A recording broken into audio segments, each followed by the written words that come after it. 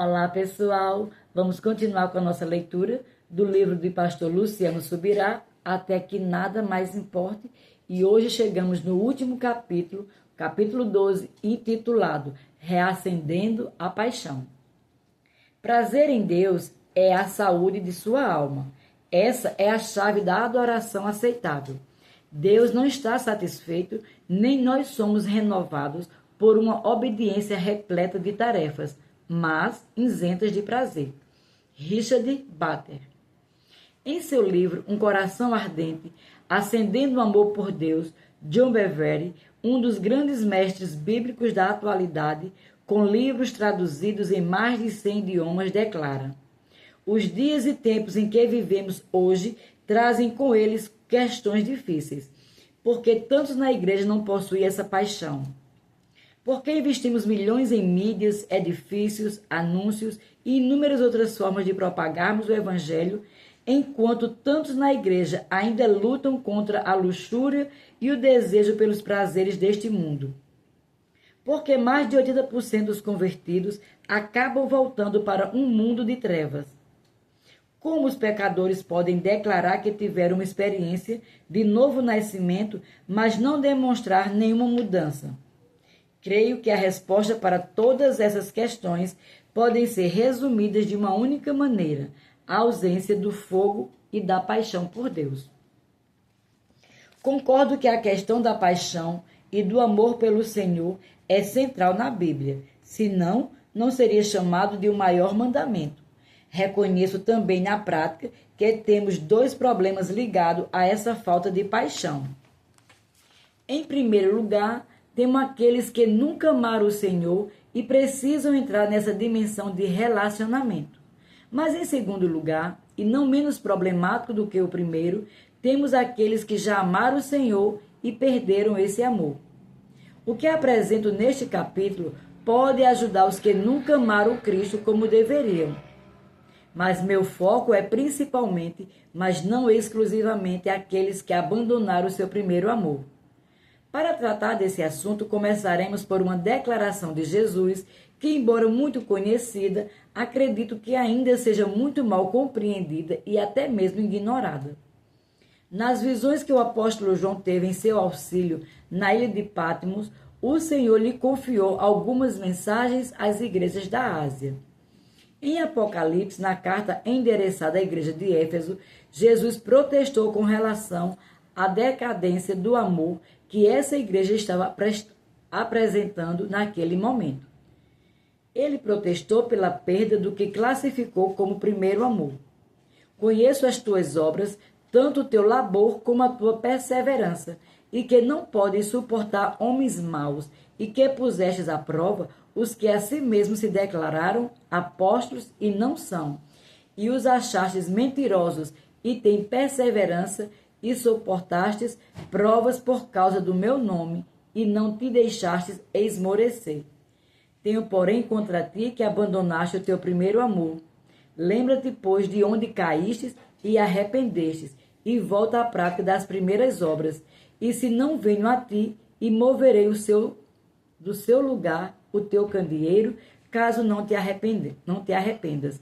Apocalipse 2, do verso 2 ao 5. O primeiro amor.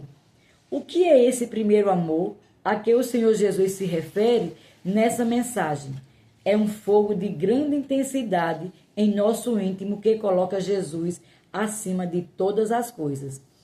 Isso foi muito bem exemplificado em uma das parábolas de Cristo. O reino dos céus é semelhante a um tesouro oculto no campo, o qual certo homem, tendo achado, escondeu, e transbordante de alegria, vai, vende tudo o que tem e compra aquele campo. Mateus 13, 44. O Senhor está falando de alguém que, além de transbordar de alegria por ter encontrado o reino de Deus, ainda se dispõe a abrir mão de tudo o que tem para desfrutar do seu achado. Essas duas características são evidentes na vida de quem tem de quem teve um encontro real com Jesus. Essa alegria inicial foi mencionada por Jesus na parábola do semeador. O problema é que alguns cristãos permitem que ela desapareça diante de algumas provações. O que foi semeado em solo rochoso, esse é o que ouve a palavra e a recebe logo com alegria, mas não tem raiz em si mesmo, sendo antes de pouca duração, em lhe chegando a angústia ou a perseguição, por causa da palavra, logo se escandalizam. Mateus 13, verso 20 e 21. Outros cristãos, por sua vez, até mesmo diante das mais duras provações, ainda permanecem transbordantes dessa alegria. Isso nos mostra que o responsável pela perda da paixão não são as circunstâncias em si, pois enquanto o amor de um chega a se esfriar, o de outro não sofre dano algum, mesmo diante das adversidades. A questão é a atitude que cada um tem diante das circunstâncias. Consideremos o comportamento dos apóstolos. Chamando os apóstolos, açoitaram-nos e, ordenando-lhes que não falassem em nome de Jesus, os soltaram. E eles se retiraram do sinédrio, regozijando-se por terem sido considerados dignos de sofrer afrontas por esse nome. Atos, capítulo 5, verso 40 e 41. O primeiro amor também pode ser visto como aquele nosso primeiro momento de relacionamento com Cristo, em que nos devotamos de todo o nosso ser a Ele. Abrimos mãos de tudo por causa de Jesus. Citei há pouco a parábola do tesouro escondido no campo, mas só entenderemos. O reino dos céus é também semelhante a um que negocia e procura boas pérolas, e tendo achado uma pérola de grande valor, vende tudo o que possui e a compra. Mateus 13, verso 45 e 46. O reino de Deus passa a ser prioridade absoluta. É quando amamos a Deus de todo o nosso coração, de toda a nossa alma e de todo o nosso entendimento, e com todas as nossas forças. Esse primeiro amor nos leva a viver intensamente a fé. Foi assim desde o início da era cristã. Então, os que aceitaram a palavra foram batizados, havendo um acréscimo naquele dia de quase 3.000 pessoas. E perseveraram na doutrina dos apóstolos e na comunhão, no partir do pão e nas orações. Em cada alma havia temor, e muitos prodígios e sinais eram feitos por intermédio dos apóstolos. Todos os que creram estavam juntos e tinham tudo em comum. Vendiam as suas propriedades e bens, distribuindo o produto entre todos, à medida que alguém tinha necessidade. Diariamente perseveravam unânimes no templo, partiam pão de casa em casa e tomavam as suas refeições com alegria e singeleza de coração, louvando a Deus e contando com a simpatia de todo o povo. Enquanto isso, acrescentava-lhes o Senhor, dia a dia, o que ia sendo salvo. Atos 2, do verso 41 ao 47. Os relatos de Atos nos revelam uma igreja viva, cheia de paixão e fervor. Da multidão dos que creram era um coração e a alma. Ninguém considerava exclusivamente sua nenhuma das coisas que possuía.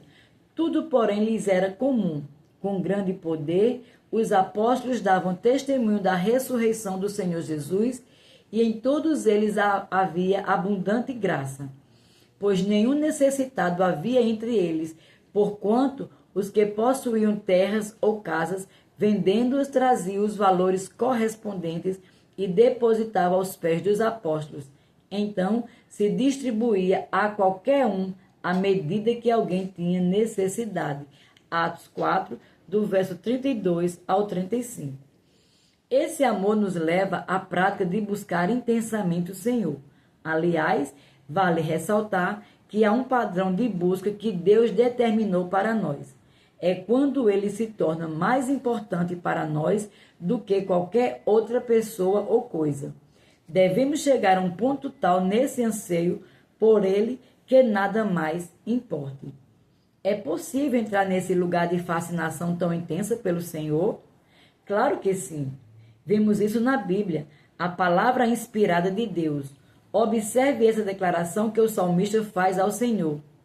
A quem tenho nos céus, senão a ti, e na terra, nada mais desejo, além de estar junto a ti. Salmo 73, verso 25. Esse fogo do amor também faz com que trabalhemos para Deus. Cristo relacionou esse amor com obras quando disse a Pedro que, se ele o amasse, deveria apacentar o seu rebanho. João 21, verso 15 ao 17. O apóstolo Paulo falou que o amor de Cristo, ou o entendimento da profundidade desse amor, nos constrange a não mais vivermos para nós, e sim para Ele, pois o amor de Cristo nos constrange, julgando-nos nós isto, um morreu por todos, logo todos morreram, e Ele morreu por todos para que os que vivem não vivam mais para si mesmos, mas para aqueles que por Ele morreu e ressuscitou. Segundo Coríntios, capítulo 5, do verso 14 ao 15. Foi esse o constrangimento de amor que fez com que o apóstolo Paulo trabalhasse mais do que os demais apóstolos. Mas pela graça de Deus, sou o que sou, e a sua graça que me foi concedida não se tornou vã. Antes, trabalhei muito mais do que todos eles, todavia não eu, mas a graça de Deus comigo. 1 Coríntios, capítulo 15, verso 10. Isso também deveria ser assim conosco. O primeiro amor é uma profunda resposta ao entendimento do amor de Cristo, o que nos leva a buscar e a servir ao Senhor com intensidade e paixão, definindo a perda do primeiro amor. Às vezes, a melhor forma de compreender o que alguma coisa é começa pela definição do que ela não é. Portanto, a fim de melhor entender a diminuição do amor vivida pelos Efésios, devemos analisar também o que as Escrituras mostram não ser a perda do primeiro amor. Alguns acham que, se o primeiro amor nos leva ao trabalho, então, em contrapartida, a perda do primeiro amor poderia ser definida como uma diminuição da produtividade. Porém, de acordo com a mensagem de Jesus na carta à igreja de Éfeso, a perda do primeiro amor não é apenas uma questão de relaxarmos no trabalho de Deus, uma vez que o Senhor lhe diz: conheço as tuas obras, tanto o teu labor como a tua perseverança. Apocalipse 2, verso 2. A palavra grega traduzida por labor é kopos, que, de acordo com o Lexo de Strong, significa intenso trabalho unido a aborrecimento e fadiga. Esse tipo de labor seguido de perseverança por parte dos Efésios não nos permite concluir que eles tenham demonstrado alguma queda de produtividade no serviço ao Senhor. Perder a paixão pelo Senhor também não é enfrentar uma crise de desânimo ou simplesmente desejar desistir, uma vez que nessa mensagem profética o Senhor Jesus elogia a persistência desses cristãos de Éfeso e tem perseverança e suportastes provas por causa do meu nome e não te deixaste esmorecer. Apocalipse 2, verso 3. A perda do primeiro amor também não pode ser vista como sendo um momento de crise no trabalho ou na dedicação, uma vez que é algo que Deus tem contra nós. Tenho, porém, contra ti que abandonastes o teu primeiro amor.